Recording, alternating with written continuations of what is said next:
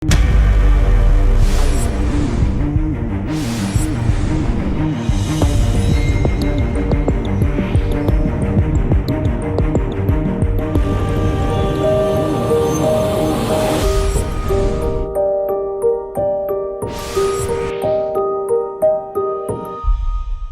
वालेकुम नाज़रीन, प्रोग्राम टसरांग साथ मैं हूं अफजल यूबी। नाज़रीन, नई हुकूमत आ चुकी है और बजट भी आने वाला है। हुकूमत के लिए बजट कितना चैलेंजेबल होगा या क्योंकि पहले भी वो तजर्बा रखते हैं, ये बजट आम रूटीन में आएगा और बजट होना कैसा चाहिए, इस पर आज गुफ्तगू करने के लिए मेरे साथ स्टूडियो में मौजूद हैं राना मुनीर हुसैन साहब। आप सदर हैं पाकिस्तान टैक्स बार के और साबिक सदर हैं लाहौर टैक्स बार के। उनके साथ मौजूद हैं सैयद हसन अल कादरी साहब। आप चेयरमैन हैं प्रोफेशनल रिसर्च फोरम के और मेंबर हैं फिजिकल लॉ कमेटी आई कैप के। नाजरीन, मेरे साथ लाइन पर मौजूद हैं नुमान कबीर साहब। आप सदर हैं लाहौर चैम्बर ऑफ कॉमर्स के।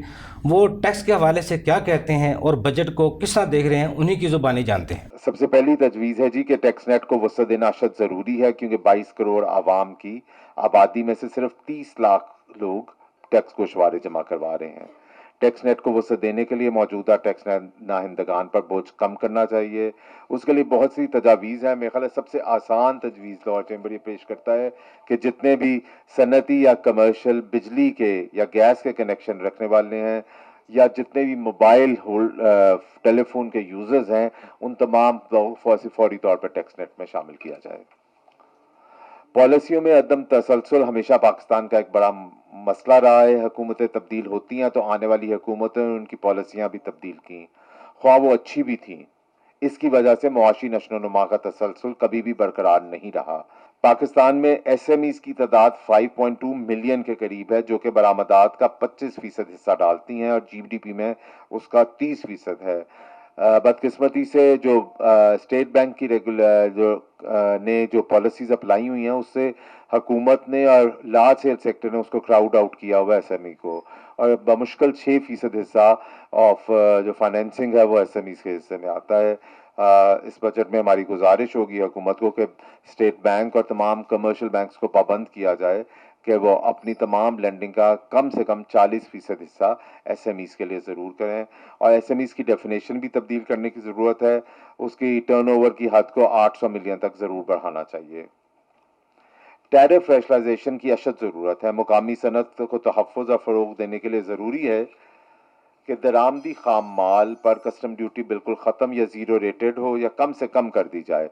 इम्पोर्टेड रॉ मटेरियल्स के ऊपर कम से कम होनी चाहिए, और कैस्केडिंग इफेक्ट जो कि हम सबको पता है कि वो आहिस्ता आहिस्ता लाया जाए। जो फिनिश्ड गुड्स हैं उनके ऊपर ड्यूटी सबसे ज़्यादा होनी चाहिए, रॉ मटेरियल्स पे सबसे कम होनी चाहिए।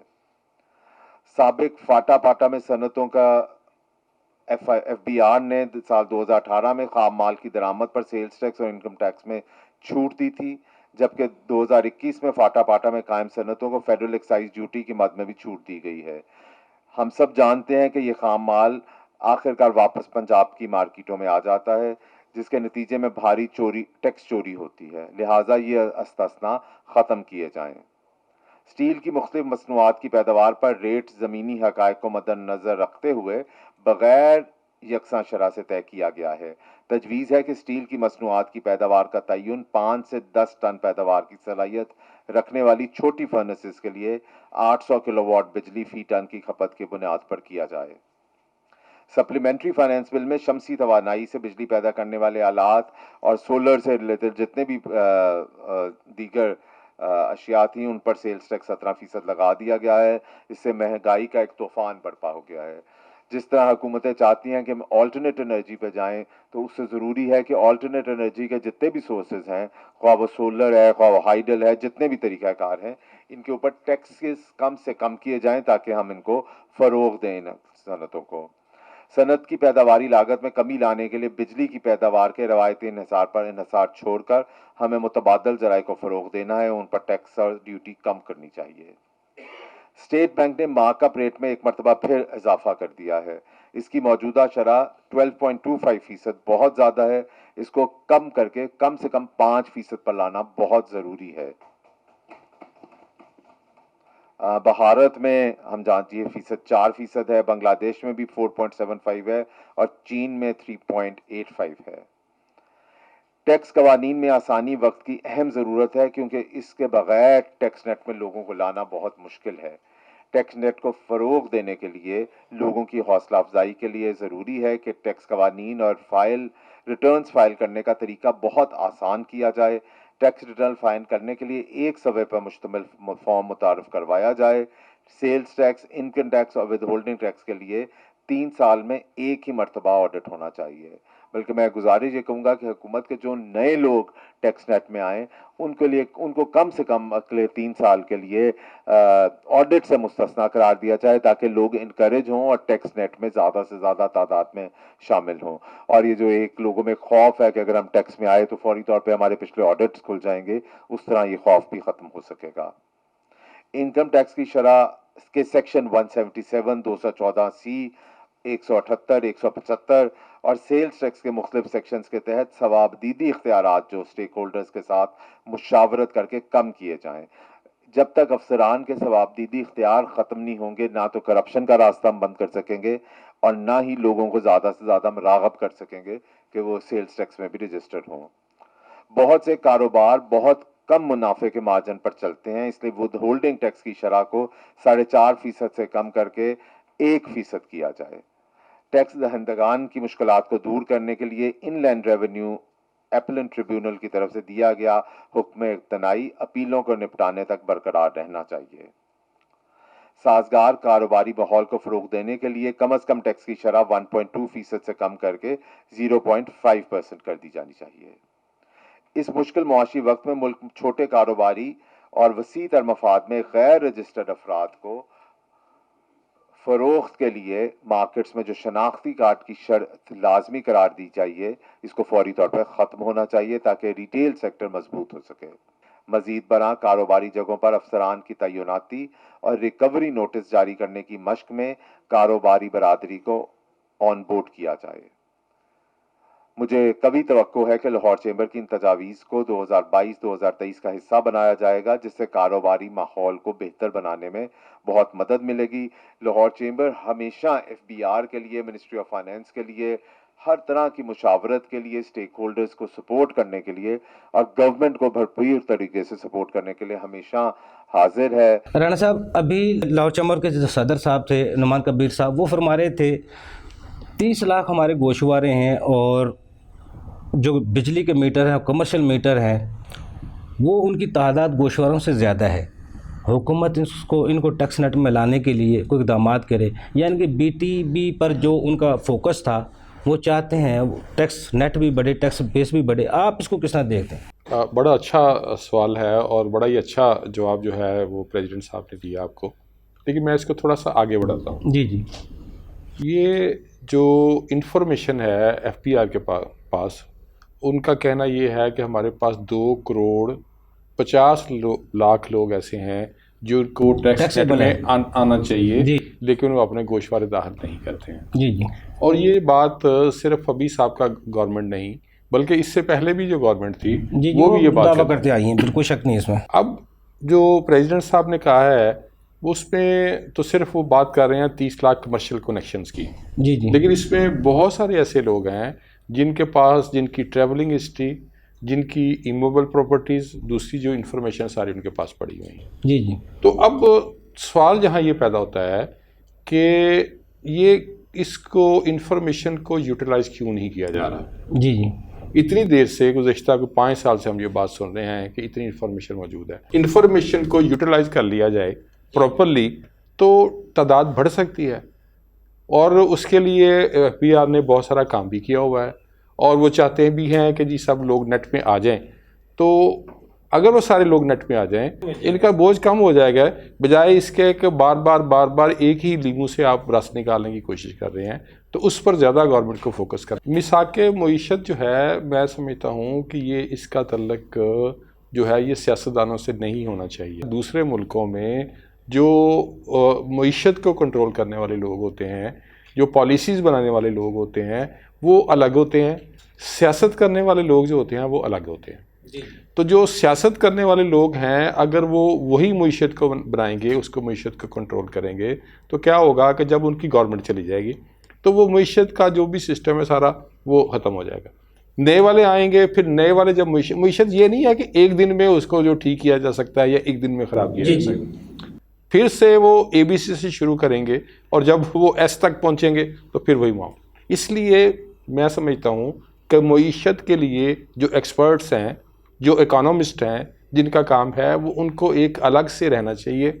सियासतदान आते जाते रहें, वो अपना काम करते हैं। लेकिन आज तक हुआ नहीं है सर। आज तक ये हमारी बदकिस्मती है। शॉर्ट टर्म पॉलिसी में आज जो भी हुकूमत आती है वो लॉन्ग टर्म सोचते क्यों नहीं, शॉर्ट टर्म सोचते हैं इसको पूरा कर ले तो ये मामला हल हो जाएंगे। यही हमारी साहब हुकूमत ने 3-4 सुधार के ऑर्डिनेंस जारी किए ताकि जो अवाम को रिलीफ दिया जा सके, लेकिन लॉन्ग टर्म पॉलिसी तो अच्छा, मैं उस पर अच्छी, आपने बड़ा अच्छा पॉइंट आउट किया कि जब कोई गवर्नमेंट आती है वो अपनी अपनी पॉलिसीज देती है। जी। और इससे मैंने जैसे पहले अर्ज़ किया कि इससे बहुत सारी खराबियां पैदा होती हैं। मसलन कि अभी ये जो है जनवरी में एक पॉलिसी जो साबका हमारी गवर्नमेंट दे के गई है जो कि इंडस्ट्रीज़ के लिए है। अब उसमें ये है कि उसके लिए 5% टैक्स भी अदा करेंगे और उसमें उसके जो जिस ऑर्डिनेंस के ज़रिए आई है उस ऑर्डिनेंस की जो टोटल डेज हैं उसके पास 120 दिन है। ठीक है, उसको 120 दिन के अंदर उसको एक्ट बनना जो है वो ज़रूरी है। अब जो नई गवर्नमेंट आई है वो उस पॉलिसी को होना तो चाहिए कि जो मईशतदान है वो जब उन्होंने एक फ़ैसला किया उसको कंटिन्यू करें। जी। वो उसको कंटिन्यू नहीं करेगी। उसमें कंटिन्यू नहीं करेगी इस वजह से कि इसमें बहुत सारी बातें हैं, ये इम्प्लीमेंट हो ही नहीं सकती। जो बनाई गई वो बड़ी जल्दी में बनाई गई। उसको मैंने पहले भी अर्ज़ किया था कि उसको मेरा ख्याल में FPR की जो पॉलिसी विंग है उससे मशवरा ही नहीं किया गया। जी। तो जब ये पॉलिसी ख़त्म हो जाएगी, एमनेस्टी ख़त्म हो जाएगी, इसका मतलब है कि नई गवर्नमेंट फिर सोचेगी कोई और एमनेस्टी दी जाए। जी। जब फिर एमनेस्टी दी जाए वो कामयाब होती है, ये नहीं होती, ये तो 100% फेल होनी है। अब इससे पहले जो अब गवर्नमेंट आई है, जब इनकी पहले गवर्नमेंट थी तो उन्होंने एक एमनेस्टी दी हुई थी जो कि लॉ में बिल्ट इन थी। जी। लॉ में बिल्ट इन थी। एक सेक्शन इनकम टैक्स का सेक्शन 65D था। उसमें ये कहा गया था कि जो नई इंडस्ट्री लगाएगा उसको 5 साल के लिए टैक्स नहीं होगी, यानी उसका 100% टैक्स क्रेडिट मिलेगा। एक क्लास थी हमारी 86 जिसको ख़त्म कर दिया गया और उसमें भी ये कहा गया था कि इसमें जो भी कोई बंदा इन्वेस्टमेंट करेगा वो इन्वेस्टमेंट के बारे में भी कोई क्वेश्चन नहीं किया जाएगा। बिल्कुल सही है। वो उस पॉलिसी को ख़त्म करके ये पॉलिसी जिसमें आपको 100% जो है वो एमनेस्टी थी इन्वेस्टमेंट की, जिसमें 5 साल की छूट थी, उसको ख़त्म करके ये जो एमनेस्टी है इसको कैसे कामयाब हो जाएगी। तो मैं समझता हूँ कि ये जो नई गवर्नमेंट आई है इसको चाहिए ये कि ये वही सेक्शन 65D जो है उसको रिस्टोर करे और क्लास 86 जो है उसको रिस्टोर करे और वो ज़्यादा कामयाब हो जाएगी। ये अच्छे तरीके से हो जाएगी। 100 अच्छा, अब क्या हुआ, क्या है प्रॉब्लम कहाँ आएगा? प्रॉब्लम ये आएगा कि जिन लोगों ने इस ऑर्डिनेंस की वजह से ये इंडस्ट्री में इन्वेस्टमेंट कर दिया है, जी, ये जब ऑर्डिनेंस लैप्स कर जाएगा तो जिन लोगों ने इसमें इन्वेस्टमेंट किया है, जो लोग आगे फर्दर इन्वेस्टमेंट करना चाह रहे थे, जिस तरह आपने मौजूद फरमाया कि मईशत जो है सियासतदान आते हैं तो जो है वो चेंज हो जाती है। 5 साल के लिए वो तो आपने आना, 5 साल के लिए हमने आया, मईशत में लॉन्ग टर्म पॉलिसी होनी चाहिए। तो ये इस तरह के जो मामलात हैं ये लोग सफ़र करते हैं।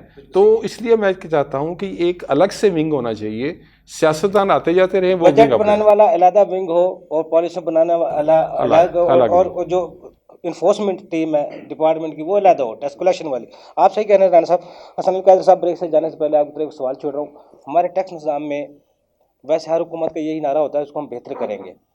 अब जो हुकूमत है वो भी उसको 30-40 साल का तजर्बा है टैक्स निज़ाम का। हमारे टैक्स निज़ाम में बेहतरी लाने में सबसे ज़्यादा रुकावट क्या है? डिस्क्रिमिनेशन है या और कुछ है? इस पर आप क्या देखते हैं और आने वाले बजट जो आ रहा है उसको उस पर क्या गहरी नज़र रखते हैं, वो भी हमें बताइएगा, लेकिन ब्रेक से बाद। नाज़रीन, छोटा सा कमर्शियल ब्रेक, हमारे साथ रहिएगा।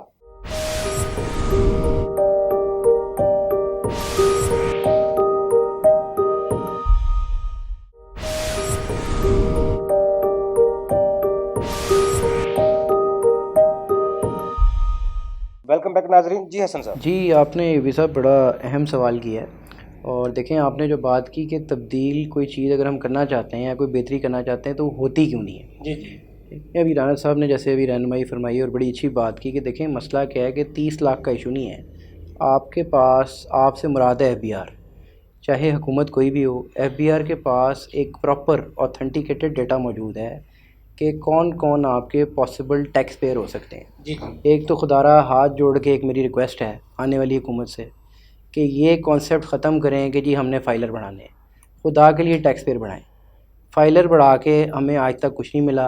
हम नंबर ऑफ़ रिटर्न बढ़ा देते हैं। सर मैं वही अर्ज़ करने लगा हूँ ना, सर मैं वही गुजारिश कर रहा हूँ ना कि टैक्स पेयर बढ़ाएं और पीआरए को देखें कि जैसे वो वर्टिकल इंटीग्रेशन के ज़रिए उन्होंने बीटीबी की और उन्होंने उन एरियाज़ को देखा कि कहाँ से टैक्स कलेक्ट किया जा सकता है, उस पर फोकस करें। और देखें सबसे इंपॉर्टेंट चीज़ जो आपने कही कि तब्दील क्यों नहीं हो रहा निज़ाम या बेहतरी क्यों नहीं आ रही, उसके पीछे हमारी इंटेंट है। डेटा हमारे पास मौजूद है, विद होल्डिंग टैक्स के ज़रिए जो हमने डेटा कलेक्ट किया, बाकी जो सर्विस कराए उसके ज़रिए जो हमारे पास डेटा है, या नादरा के ज़रिए जो डेटा है, लेकिन हम किसी किस्म की इंटेंट नहीं रखते ब्रॉडनिंग की। हम यही करते जा रहे हैं कि जो ऑलरेडी टैक्स पेयर है उसको हम स्क्वीज़ करते जा रहे हैं। दूसरे लफ्ज़ों में मैं ये कहना चाहूँगा कि हमारी शायद कोई भी पॉलिटिकल पार्टी से हम बिलोंग करते हों, ये पॉलिटिकल बात नहीं है, हमारी एक्चुअली पॉलिटिकल विल या इंटेंशन नहीं है टू इन्फोर्स द लॉ। हम लॉ को इन्फोर्स नहीं करना चाहते। जो बेसिकली टैक्स पेयर है, जो टैक्स देने का मिजाज है, उसको टैक्स जो है देना चाहिए। और मैं तो इससे बियॉन्ड यूवी साहब कहता हूँ, मैं तो ये कहता हूँ कि चाहे आप नील की रिटर्न ले लें, हर वो शख्स जो 18 साल से ज़्यादा उम्र का है उससे आप रिटर्न फ़ाइल करवाएं, ताकि एक पाकिस्तानी शहरी को एक कॉन्सेप्ट डेवलप हो कि मैंने रिटर्न फ़ाइल करनी है, चाहे मेरी इनकम है या नहीं है, लेकिन मुझे पता हो टैक्स का कॉन्सेप्ट। डिस्क्रिमिनेशन जो है हसन साहब, एक बंदा पीओएस का सॉफ्टवेयर इंस्टॉल करवा रहा है, जी जी उसका रकबा है, उसमें वो कर रहा है, उसके साथ वाला बैठा है, उससे ज़्यादा सेल उसकी है, जी उससे ज़्यादा वो कर रहा है, लेकिन वो टैक्स भी नहीं कर रहा, पीओएस भी उस पर नहीं लगा हुआ। ये जो डिस्क्रिमिनेशन है वो सबसे ज़्यादा तकलीफ देनी है टैक्स पेयर के लिए। तकलीफ दे बिल्कुल ऐसे ही है। देखें जी, जब आप टैक्स की बात करते हैं ना, तो अगर मैं टैक्स की बात करूं तो बीइंग अ कंसल्टेंट मैं बात करूंगा कि मेरे ख्याल है सर भी एग्री करेंगे कि टैक्स पेयर जो है ना, टैक्स को देखता है as a cost of business. को कंप्लायंस कॉस्ट है, उसकी कंप्लायंस कॉस्ट भी है, और जो टैक्स पे करना है वो भी उसकी एक कॉस्ट है। और वो देखता है कि जब मेरा कंपेटिटर जो है वो कॉस्ट पे नहीं कर रहा, तो वो कहता है कि जी मेरा तो मुकाबला ही ख़त्म हो गया। मिसाल के तौर पे एक आदमी 35% टैक्स पे कर रहा है और एक आदमी टैक्स से भागा हुआ है, तो आप देखें ना मुकाबला कहाँ रह जाता है। हसन भाई, दूसरा ये भी है ना, बड़ा एक अच्छी एक वो डॉक्टर शफाक साहब जी जी चेयरमैन साहब ने एक बात पिछले दिनों में कही थी, पीओएस के जरिए हम 10,000 अरब रुपया इकट्ठा कर सकते हैं। जी जी अगर पीओएस इतना अच्छा सिस्टम है, बाकी इससे 10,000 अरब इकट्ठा हो सकता है। यही हुकूमत कहती है हमारे 8,000 अरब रुपए का अखराजात है मुल्की, अगर 10,000 इससे हो जाता, अगर इस पर डबल मेहनत कर ली जाए, ये 10-15,000 अरब तक पहुंचे, तो दूसरे टैक्सेस की जरूरत है। देखें पीओएस का जो मसला है ना, पीओएस का भी मसला ये है यूबी साहब, देखें पीओएस में ये है कि आप बेसिकली करना ये चाह रहे हैं कि आप ये देखें कि आपकी इकॉनमी कहाँ खड़ी है। नहीं, साबका हुकूमत की बात नहीं है। देखें बात ये कि आपने पीओएस का सवाल किया ना कि पीओएस की रियलिटी क्या है। देखें पीओएस की रियलिटी भी ये है कि आप बजाय इसके कि लोगों को ट्रेन करें, लोगों को अवेयर करें और उस चीज़ को प्रॉपर इम्प्लीमेंट करें, उसकी कैंपेन्स रन करें, उस तरीके से जब आप चीज़ करेंगे तो वो कामयाब होगी। आपने क्या क्या किया, आपने उस चीज़ को इम्प्लीमेंट करते साथ ही कहा कि जी 10 लाख की पेनल्टी होगी, 15 लाख की होगी, और फिर नहीं करेंगे तो 20 लाख की होगी, और आपने लोगों को करोड़ों के नोटिस जारी कर दिए। अभी भी मेरे सामने केसेस आते हैं कि ऑल्दो इसके ऊपर हाई कोर्ट का ऑर्डर मौजूद है, लेकिन उसके बावजूद उसके ऊपर किया गया। जी जी बिल्कुल, ट्रिब्यूनल का ऑर्डर आ गया, लेकिन उसके बावजूद ये हो रहा है कि जो नहीं हो रहे, इंटीग्रेट नहीं हो पा रहे, उसके ऊपर भी आप जो है नोटिस इशू कर रहे हैं। और अगर दूसरा रुख देखें आप तस्वीर का, तो उसमें भी आपकी देखें ना कैपेसिटी बिल्डिंग की ज़रूरत है ना, कि एफबीआर कितने पीओएस सिस्टम लगाएगा, इस सवाल का जवाब देना। अच्छा, ऐसे कैसे कानून है इनकम टैक्स में हसन साहब, जिनको समझते हैं आप रुकावट है टैक्स निज़ाम बेहतरी में? देखिए जो टैक्स निज़ाम बेहतरी पर रुकावट है ना, जो भी, चाहे आप इनकम टैक्स की बात करें, चाहे आप सेल टैक्स की बात करें, अगर आप बेसिकली बेहतरी लाना चाहते हैं, देखें इनकम टैक्स ऑर्डिनेंस की रूल से जो टैक्स पेयर है वो एक पार्टनर की हैसियत रखता है। ठीक है। और पार्टनर को जब आप फैसिलिटेट करेंगे तो वही टैक्स देगा, और जब इकॉनमी का पहिया चलेगा तभी टैक्सेशन इकट्ठी होगी। ठीक है। तो उसके ज़रिए अगर आप देखें तो मैं ये समझता हूँ कि जितनी भी डिस्क्रिशनरी पावर्स आपने दी हैं, जी जी, सबसे अहम नुक्ता इसमें यह है कि जो ऑडिट है, मैं उसके हवाले से ये कहना चाहूँगा कि हम हर 3 साल बाद या साल बाद ऑडिट करने पर आ जाते हैं। यानी हम ये कहते हैं कि हम जी साल बाद ऑडिट भी कर सकते हैं, हम 122(5)(a) भी कर सकते हैं, हम 161(2)(05) भी कर सकते हैं। तो टैक्स पेयर का तो पूरा साल आपकी कंप्लाइंस में ही लग जाता है। हम ये नहीं कहते कि आप टैक्स पेयर को प्रूव ना करें। हम बीइंग अ कंसल्टेंट या हम being the member of the tax bar, हम कभी भी ये नहीं कहेंगे कि आप प्रूव ना करें। प्रूव ज़रूर करें, लेकिन उसका हजूर एक तरीक़ेकार है ना। आप 5 साल का पीरियड रखें या 3 साल का पीरियड रखें। पहले एक कानून आया था कि जी ऑडिट 3 साल में एक दफ़ा होगा, वो बात समझ में आती थी। अब आपने उसको भी ख़त्म कर दिया। अब आप हर साल ऑडिट करना चाहते हैं तो अब टैक्स पे हर कहाँ साल जाएगा? भी और जब चाहे और जब हर चाहे साल करना भी, चाहते हैं, जब चाहे करना चाहते हैं, और audit का डिस्क्रिशनरी notice पावर कर ऐसी सकते है कि आप जब चाहें ऑडिट के लिए बुला सकते हैं। मैं राणा साहब से ले लेता हूँ। राणा साहब, जिस तरह हसन साहब ऑडिट की तरफ इशारा करवाया है, 50,000 अरब से ज़्यादा हमारा कर्जा है। अगर इन गैर मुल्की कर्जों से निजात मुल्क चाहता है, पाकिस्तान चाहता है हम तरक्की करें, तो उसके लिए टैक्स निज़ाम में टैक्स आमदन को बढ़ाना होगा, अखराजात से ज़्यादा आमदन बढ़ानी होगी। तो क्या तरीक़ेकार है? ये ऑडिट का निज़ाम, जिस पहले सर्कल जोन थे, ऑडिट 3-3 साल बाद होता था, वो टैक्स जो हदफ था वो भी पूरा होता था, टैक्स बेस भी बढ़ती जा रही थी। अब आज हम उल्ट चल रहे हैं, विद होल्डिंग पे इंसार कर रहे हैं डायरेक्ट टैक्सेस की बजाय। आप क्या समझते मैं इसमें इसका जवाब देने से पहले, ये आपका सवाल बड़ा अहम है। अभी जो POS की आप बात कर रहे थे, जी जी वो चूँकि ये बड़ा बर्निंग इशू है, जी जी इसमें लोगों को अवेयरनेस होना बहुत ज़रूरी है। इसलिए मैं आपकी वसातत से थोड़ा सा उसमें ऐड करना चाहूँगा। तो असर ने बड़े अच्छे तरीके से उसको एक्सप्लेन किया। अब उसका लॉ जो है उन्होंने क्या बनाया है कि FBR वहाँ इस्लामाबाद में बैठ के एक STGO ऑर्डर जो है वो जारी करता है।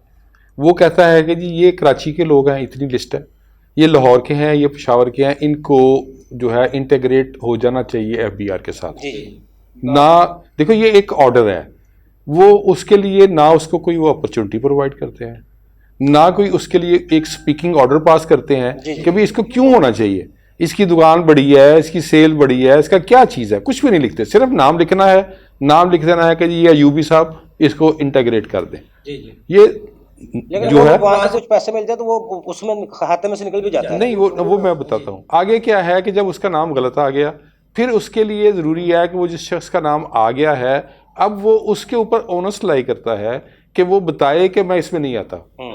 ठीक है, वो खुद बताए, वो खुद बताए। फिर उसके लिए क्या है कि वो एक एप्लीकेशन दे, उसके साथ सारे डॉक्यूमेंट्स लगाए, वो एक लंबी डिटेल है। फिर वहाँ एक उनका महकमे का एक नुमाइंदा जाता है, वहाँ जाके जो उसने बातें की हैं उसको वो देखता है। फिर उसके बाद वो, आपको मालूम है आगे रिपोर्ट किस तरह, उसकी एक रिपोर्ट करता है, रिपोर्ट वो अपने ऑफिसर को करता है, उसका ऑफिसर आगे कमिश्नर को भेजता है, कमिश्नर आगे चीफ कमिश्नर को भेजता है, चीफ कमिश्नर आगे FBR को भेजता है। तो ये इतने प्रोसीजर में उसको पहले, जैसे अभी काजरी ने बताया कि पहले 5 लाख की पेनल्टी लग गई, 10 लाख की लग गई, 20 लाख की लग गई, 30 लाख की लग गई, ये उसको पेनल्टी लग जाती है। उसके बाद क्या होता है कि जो उसने इनपुट एडजस्टमेंट लेनी है, वो सेल टैक्स की वो लेनी है, वो उसको डिसअलाउ हो जाती है, वो 60% तक जो है उसको डिसअलाउ हो जाती है। तो वो अब इतने जो है महीने 2 महीने का जो प्रोसेस है, उसमें तो वो क्या करेगा, वो तो या दुकान बंद करके चला जाएगा या वो आपके गले पड़ेगा। तो कोई इस तरह का इसको करना एक अच्छा। दूसरी बात इसमें इंपॉर्टेंट क्या है कि एक शॉप है, उसका एरिया है 1100 स्क्वायर फीट, दूसरी शॉप उसके बिल्कुल साथ वाली, उसका है 900 स्क्वायर फीट। अब जिसका 1100 स्क्वायर फीट वाली शॉप है वो चीज़ बेच रहा है 117 रुपए की, जी जी, और साथ जिसका 900 वाला है वो चीज़ बेच रहा है 100 रुपए की। तो तो अब जो 1100 वाली शॉप कैसे चलेगी? तो ये ग्राउंड रियलिटीज हैं, इसको या तो डिस्क्रिमिनेशन है जो उसको खत्म करने की जरूरत है। या इसकी ज़रूरत ये है कि ऑन बोर्ड कर दें, ऑन बोर्ड कर दें, सबको जो है वो या तो इंटीग्रेट कर दें या सबको छोड़ दें, ताकि ये एक हेल्थी बिजनेस होगा, लोगों के लिए भी आसानियाँ होंगी। अब आपका वो सवाल आ गया वो बजट वाला कि जी जो हमारे कर्जे हैं, क्या उसकी तजवीज़ है, कैसे कर सकते हैं। आप समझते हैं कि आम यही ख्याल है कि जो केस ऑडिट में आ जाते हैं उनको गवर्नमेंट को उससे बहुत ज़्यादा रेवेन्यू मिल जाता है, जो कि गलत है। ये डिपार्टमेंट FBR खुद भी इस बात को तस्लीम करता है कि 3-3 साल बाद आप खुलते नहीं, हम ऑडिट के ज़रिए रिकवरी कर ही नहीं पाते। क्या होता है कि एक ऑडिट क्या है, ऑडिट एक पास FBR के पास इख्तियार है, सेक्शन 214C है कि वो उसको सिलेक्ट कर सकता है, वो नहीं करता। कमिश्नर के पास पावर है सेक्शन 177 इनकम टैक्स में, 25 सेक्शन के तहत सेल टैक्स में, वो ऑडिट में सेलेक्ट कर ले। उसके बाद एक और है 122(5)A सेक्शन है जिसमें एडिशनल कमिश्नर के पास फिर उसके बाद डिप्टी कमिश्नर के पास पावर्स हैं कि वो 122(5) लगा दे।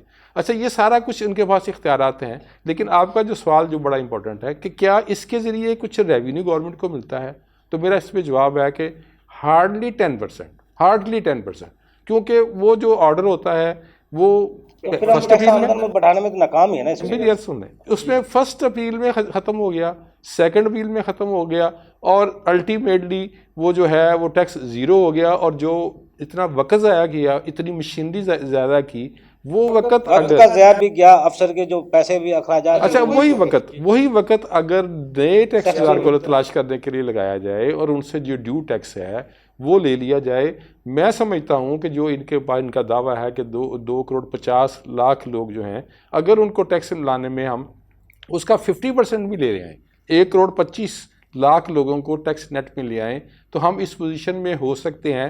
अगर 100% अपने कर्जे पे ऑफ ना करें तो कम अज़ कम जो है 70% में कर्जे पे ऑफ कर सकते हैं। देखो अब रमज़ान मुबारक जा रहा है, रमज़ान चल रहा है, इसमें अल्लाह की तरफ से ही है, बच्चे को बच्चा रोज़ा रख लेता है तो माँ कहती है पानी पी ले, और रब नहीं देता वो पानी नहीं पीता। यानी कितना रब से वादा होता है ना, हमने रोज़ा नहीं तोड़ना। इससे अगर बंदा अहद अपने रब से करता है, मैंने पानी भी नहीं पीना, कुछ खाना भी नहीं है, रोज़ा भी रखना है, अगर यही अहद हमारी हुकूमत या हम खुद कर लें तो ये निज़ाम भी सीधा हो सकता है, गैर मुल्की कर्जों से निजात भी मिल सकती है, कवानीन भी सीधे हो सकते हैं। क्यों ऐसा हो सकता है? ये नहीं, हाँ बिल्कुल आपकी बात दुरुस्त है, लेकिन ये करना है ना हमने। लेकिन आपको उसको अपनी जो नेशन है उसको बिल्ड करना है, और नेशन को किसने बिल्ड करना है, इस मुकाम तक लाने के लिए वो किसने करना है? लीडर ने करना है ना। सही कह रहे हैं। ठीक है ना। जब लीडर जो मेरा है वो उसको चोर कहता है, वो उसको चोर कहता है, वो उसको डाकू कहता है, वो उसको गद्दार कहता है, वो उसको गद्दार कहता है, तो मैं और मेरे बच्चे और मेरे जो छोटे हैं, बहुत ही छोटे हैं, वो तो रोज़ाना जब ये सुनते हैं कि मेरा लीडर है तो उसकी करैक्टर बिल्डिंग उस बच्चे की क्या होगी? मस्जिद के लिए दुरुस्त इकदाम है, इसके अलावा और भी कोई ऐसे इकदाम हैं जिस पे हम आ सकते? मैं अर्ज़ करता हूँ, सेल्ट SPOS चूँकि बात सेल्ट से मुतल्लिक़ है, उसमें मेरी एक तजवीज़ जो है, being president Pakistan tax bar association, जो मैं अभी प्रपोजल में भेज रहा हूँ, उसमें हमें दो जो है ना वो तरीके किए जा सकते। प्रॉब्लम्स कहाँ आ रही हैं? प्रॉब्लम्स तो जो हाँ वहाँ आ रही हैं कि जो लोगों को माल बेचते हैं, आउटपुट टैक्स देना होता है, उनको इनपुट टैक्स की इनवॉइसेस नहीं मिलती जिसकी भी वो एडजस्टमेंट कर लें। फिर वो क्या करते हैं कि वो उस मजबूरी वो फेक इनवॉइसेस ख़रीदते हैं, फ्लाइंग इनवॉइसेस ख़रीदते हैं, इसके लिए इसको मैनेज करते हैं, अपनी सेल को कम करते हैं। तो अगर ये इस सिस्टम से हम निकल जाएं, इनपुट टैक्स वाले से, हम इसमें सिंगल डिजिट कर दें, 2 कैटेगरीज बना दें। एक वो लोग जो अपनी इनपुट एडजस्टमेंट लें, एक वो लोग जो अपनी इनपुट एडजस्टमेंट ना लें। जो इनपुट एडजस्टमेंट लें उनका 15% टैक्स कर दें, वो जो भी इनपुट उन्हें एडजस्टमेंट लेनी है वो लेके कर दें। जिनको इनपुट मैसर नहीं है उनका रेट 5% कर दें। सही है। वो अपनी सेल का 5% दे दें, वो उस चक्कर से निकल जाएंगे, उनका रेवेन्यू जो है वो बहुत ज़्यादा बढ़ जाएगा, लोग भी सुकून में आ जाएंगे। देखिए ना, बहुत सारी चीज़ें ऐसी हैं जिसका रेवेन्यू पर कोई इम्पेक्ट नहीं है। सिर्फ प्रोसीजर चेंज करने से कि इसको इस तरह नहीं इस तरह कर दे, लोगों के लिए आसानियां जो है वो पैदा कर दें, इससे रेवेन्यू लोगों का, गवर्नमेंट का जो है वो बहुत ज़्यादा आमदन में इजाफा होना शुरू हो जाएगा। हसन अली कादरी साहब, ब्रेक से जाने से पहले, क्यों ब्रेक का फिर टाइम हो रहा है, आपकी तरफ एक सवाल छोड़ रहा हूँ। वैसे हुकूमत के भी नारे होते हैं, डिपार्टमेंट के भी नारे होते हैं, हम ये कर गुजरेंगे, लेकिन ये जिस तरह हमारे सेक्टर है, पहले ज़ीरो रेटेड को छेड़ा गया, फिर प्रॉपर्टी सेक्टर को छेड़ा गया, फिर हुकूमत ने एमएसटी भी दी। आप क्या समझते बजट में वो जितने भी ऑर्डिनेंस आए वो उसका हिस्सा बन पाएंगे, या कौन से ऐसे सेक्टर हैं जिन पे ख़ास तवज्जो दे के अपनी हुकूमत पाँव पे खड़ा कर सकती है मुल्क को? लेकिन ब्रेक से बाद नाज़रीन, छोटा सा कमर्शियल ब्रेक, हमारे साथ रहिएगा।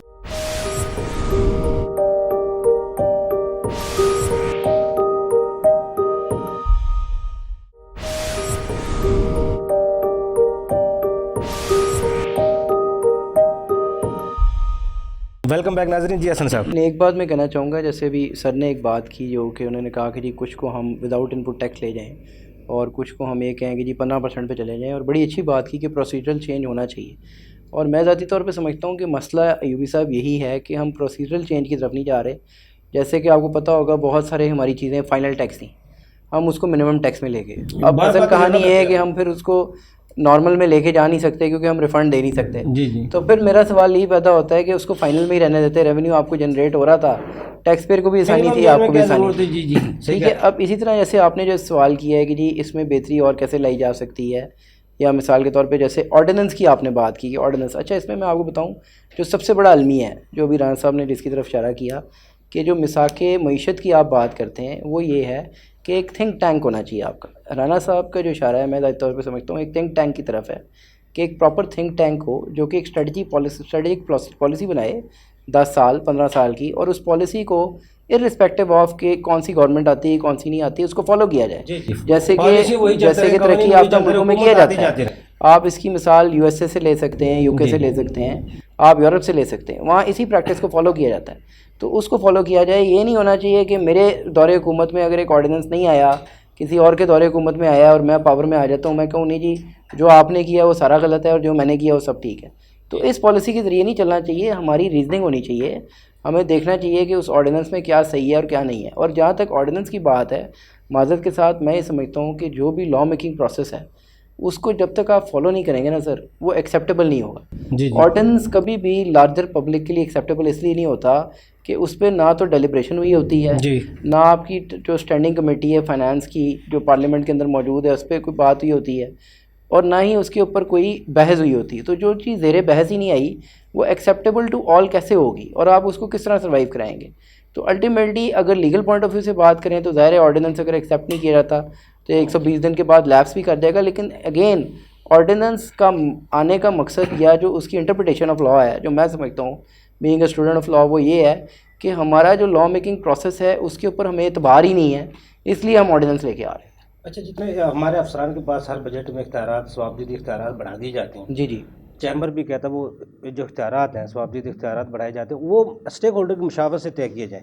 लेकिन स्टेक होल्डर की मुशावरत से तो शायद तजावीज़ भी हमारी जो जाती हैं उनमें से कम ही देखी जाती है। बिल्कुल ऐसे ही, लेकिन तजर्बे बाद में किए जाते हैं। आप क्या समझते हैं? देखिए उसमें ये है यूबी साहब, जहाँ तक तजर्बों की बात है और जहाँ तक मुशावरत की बात है, मैं आपको बताऊँ मैं हमेशा इस चीज़ का कायल हूँ कि टैक्स कलेक्ट किया जा सकता है। अगेन बात क्या है कि आप स्टेक होल्डर को साथ बिठाएं, ये बड़ी उन्होंने खूबसूरत बात की है। और अगर आप याद करें तो एक टाइम ऐसा था कि जब चैम्बर से डिस्कस किया जाता था कि अगर स्टील इंडस्ट्री से टैक्स कलेक्ट करना है तो उसका क्या तरीक़ेकार बेहतर हो सकता है, टैक्स बार को साथ बिठाया जाता था, इसके बारे में बात होती है। अब क्या होता है कि अब चीज़ होने के बाद हम लोग सेमिनार्स कर रहे होते हैं, हमें पता चल रहा होता है राना साहब एग्री करेंगे कि पाकिस्तान टैक्स बार का, लाहौर टैक्स बार का, इन लोगों का काम है अवेयरनेस दे रहे होते हैं, जबकि एफबीआर जो है अवेयरनेस के मामले में बिल्कुल ज़ीरो है।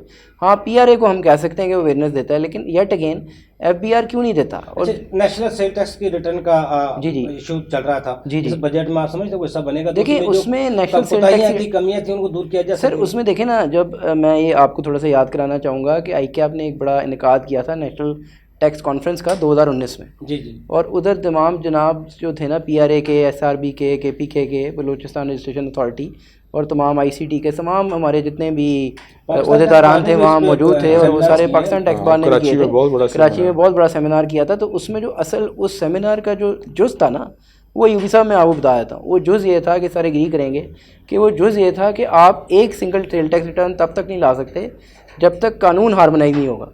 एक तरफ आप ओरिएंटेशन की बात करते हैं, दूसरी तरफ आप टर्मिनेशन की बात करते हैं जी। कहीं आप 13% लगा रहे हैं, कहीं आप 16% लगा रहे हैं, कहीं आप सेम सर्विस पे कहते हैं कि यार वो 5% है जी, वो फिक्स्ड है, वहाँ आप कहते हैं नहीं जी इसके ऊपर इनपुट अलाउड है, किसी पर अलाउड नहीं है। फिर हर जगह पे मिसमैच ऑफ लॉ है। तो जब तक ये मिसमैच ऑफ लॉ आप ख़त्म नहीं करेंगे, फिर सबसे बड़ा मसला ये है कि टैक्स पेयर तो ये कहता है कि जी मैं एक रिटर्न फाइल करूँ, उसका एक चलान जमा कराऊँ, वो तो इसी घपले मसले में पड़ा रहेगा कि मैंने PRA की मद में कितना चलान जमा कराना है, मैंने SRB की मद में कितना चलान जमा कराना है, और मैंने बाकी मद में। अब जैसे अगर इनकम टैक्स की बात करें तो इनकम टैक्स का अच्छा खासा मामला चल रहा था कि WWF जो है आप कलेक्टिंग अथॉरिटी हैं तो आप उसके अंदर रिफ़ंड एडजस्ट कर लें। अब मेरी समझ में नहीं आता कि मैं अपने क्लाइंट को कैसे समझाऊं कि WWF का हर दफ़ा अलग चलान जमा कराओ और उसका अलग चलान जमा कराओ और रिफ़ंड जबकि उसके करोड़ों के पड़े हुए हैं। करोड़ों के रिफ़ंड जो है वो आप टैक्स पेयर के वापस करने को तैयार नहीं है, और WWF का जो हर साल 4 लाख 5 लाख 7 लाख का चलान है उसका सोल्यूशन यही है और टैक्स रेट कम कर दें, इनपुट खत्म। देखिए इसमें यही है ना, इसमें हौसला हौसला करने की बात है यूबी साहब, ये सिंपल मैथ्स है। जैसे रान साहब ने कहा कि 2.5 करोड़ लोग हैं आपके पास, तो 2.5 करोड़ के ऊपर आप एक एवरेज कैलकुलेट करें कि अगर आप टैक्स रेट रिड्यूस कर भी देते हैं तो आप कहाँ से कहाँ जाते हैं। और मैं आपको हकीकत बात बताऊँ, आप सर सिर्फ 3 चीज़ें कर लें, मैं कहता हूँ कुछ भी ना करें, मैं इस करंट गवर्नमेंट के लिए कहता हूँ।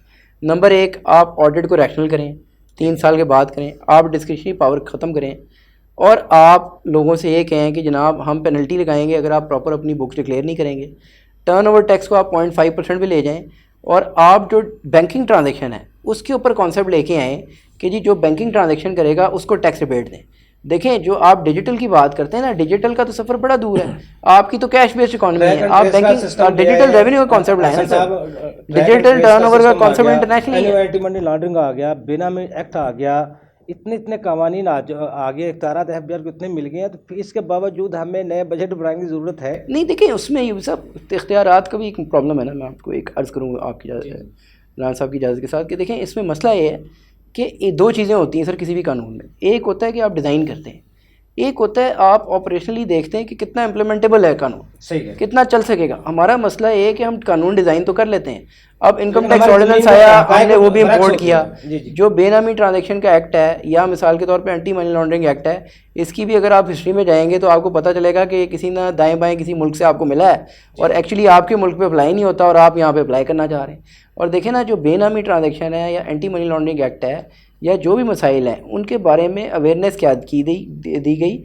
और मोर और लेस आप ये देखें कि एंटी मनी लॉन्ड्रिंग की अभी तक टिल डेट कितने कोर्ट्स डेवलप हो चुके हैं, कितने केसेस हो चुके हैं और उनको किस तरह से एडजुडिकेट किया गया है। मेरा ख्याल है अगर आप सर से भी ये सवाल करें तो राणा साहब टाइम कम है। हसन साहब, राणा साहब क्योंकि सवाल तो काफ़ी हो चुके हैं, प्रपोजल ये जिस तरह कवानीन आते जा रहे हैं, नए से नए कवानीन आ रहे हैं, आप समझते हैं कवानीन पर ज़्यादा बनाने की बजाय हमने आसानियाँ पैदा करके लोगों को टैक्स सेंटर में लाएँ, अपने टैक्स आमदन को बनाएँ। बिल्कुल आपने बड़ी सही बात की कि असल में लोग टैक्स क्यों नहीं देते हैं। जी जी, लोग इसको बोझ समझते हैं अगर, और उसका एक खौफ महसूस करते हैं। अगर आप टैक्स गुजार के दिल से खौफ निकाल दें जी जी, और इसको ये सब बता दें, साबित कर दें कि ये जो आप टैक्स देने जा रहे हैं ये आप पर ही खर्च होना है, आपके मुल्क पर खर्च होना, उसको यकीन हो, दिला दें उसको यकीन जब होगा तो वो टैक्स खुश होकर देगा क्योंकि ये मेरे ऊपर भी खर्च होना है, वो नज़र आ रहा होता है कि ये टैक्स लग रहा है। जी जी, दो चीज़ें और खौफ जो है वो पता। अब हम क्या करते हैं कि हम चोर रास्ते निकालते हैं।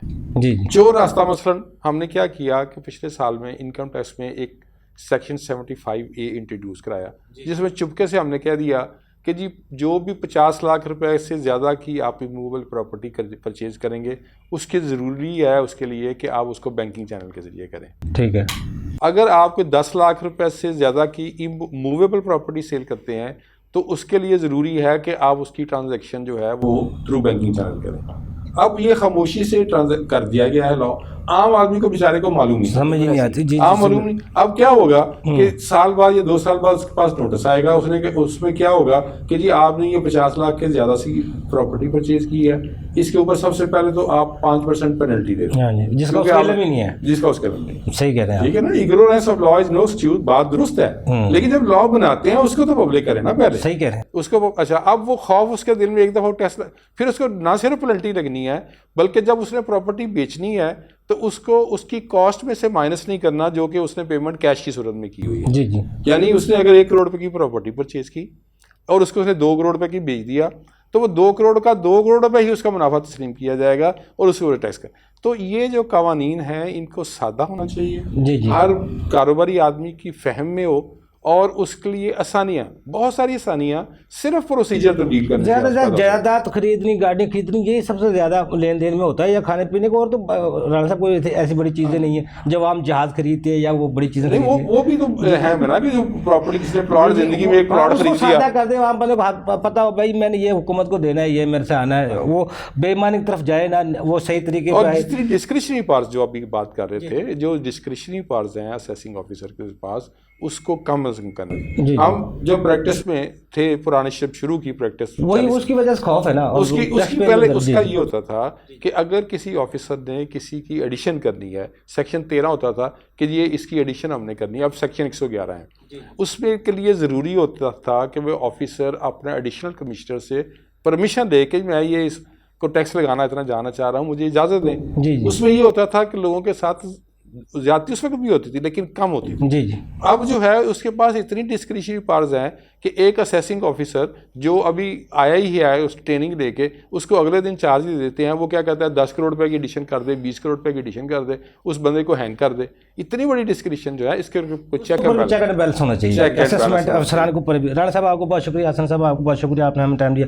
नाजरीन, जिस तरह हमारे आज एक्सपर्ट ने गुफ्तगू की, टैक्स निज़ाम में अगर बेहतरी लानी है, इसको सादा करना है, आसान करना है, लोगों को एतमाद में लेना है, तो ज़मीन हक़ाइक़ को देख कर और स्टेक होल्डर की मुशावरत से ऐसे कवानीन और पॉलिसी बनाई जाएँ, हुकूमत आए जाए लेकिन कानून और पॉलिसियाँ वही चलती रहें, टैक्स निज़ाम में बेहतरी भी आ सकेगी और हमारा जो कर्ज़ा है वो भी उतर सकेगा और मज़ीद कर्ज़े से हम मुल्क को बचा सकेंगे। अगले प्रोग्राम तक के लिए अफजल यूबी को इजाज़त दीजिए। अल्लाह हाफ़िज़।